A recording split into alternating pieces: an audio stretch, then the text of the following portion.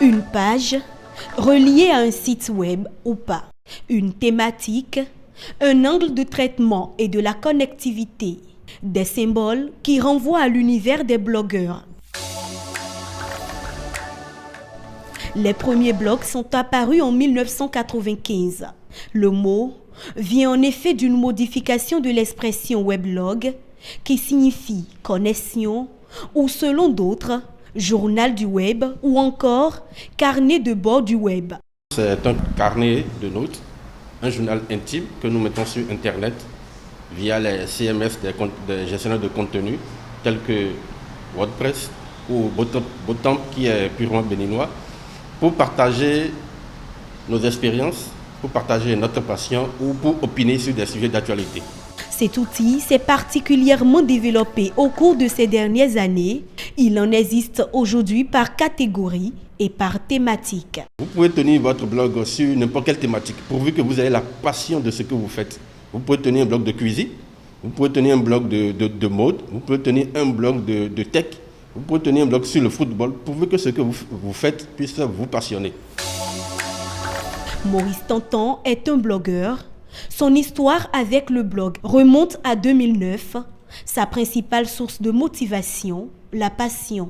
Depuis, il ne s'en passe plus. C'est-à-dire dans les années 2009-2010, j'écoutais beaucoup la radio, notamment une émission qu'on appelle Atelier des médias sur RFI. Et c'est à ce moment-là que j'ai commencé à entendre parler des blogs. Et donc, je suis allé sur Internet, j'ai essayé de créer, mes premiers blogs parce que j'en ai créé beaucoup avant de finalement me fidéliser sur un seul pendant plusieurs années. Donc, je voulais juste découvrir ce que c'est. Et puis moi, avec ma formation de base qui est une formation de littéraire, j'aimais beaucoup écrire, j'écrivais beaucoup, donc je voulais juste écrire, partager et essayer ce nouveau, média-là, même si à cette époque, je n'avais pas cette conscience. Un blogueur n'est pas un chroniqueur ni un journaliste, même si les deux mondes se côtoient. Être un blogueur, c'est aussi aimer écrire sur des sujets précis. Mais au-delà, le blogueur se doit de captiver son lectorat grâce à plusieurs facteurs. Le style d'écriture utilisé, le graphisme du blog, la beauté des photos publiées, l'expertise apportée dans un domaine, mais aussi la personnalité de son auteur. Cela paraît simple et pourtant, il nécessite bien parfois une formation.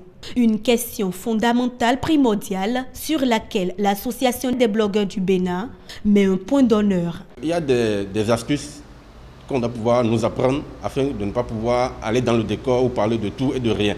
Il est vrai que quand on a un blog, c'est pour s'exprimer, c'est pour donner son avis sur des sujets donnés, c'est pour opiner, mais tout en opinant, il faut pouvoir aller avec courtoisie pour ne pas choquer d'autres personnes. Comme le journaliste, il y a une code de déontologie à suivre. Aujourd'hui, nous, on se focalise sur le code du numérique pour écrire nos contenus. En instituant le 31 août comme journée mondiale du blog, l'idée est surtout de faire connaître ces férus du web, mais aussi promouvoir cette nouvelle forme de communication.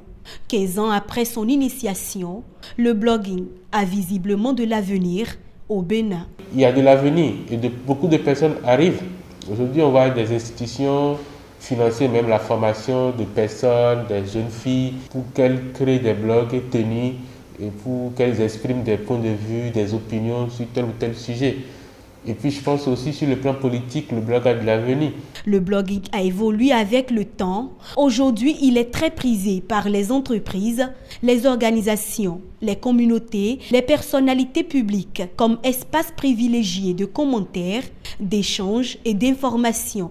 Le blogueur peut vivre aussi de son art s'il en fait son activité professionnelle.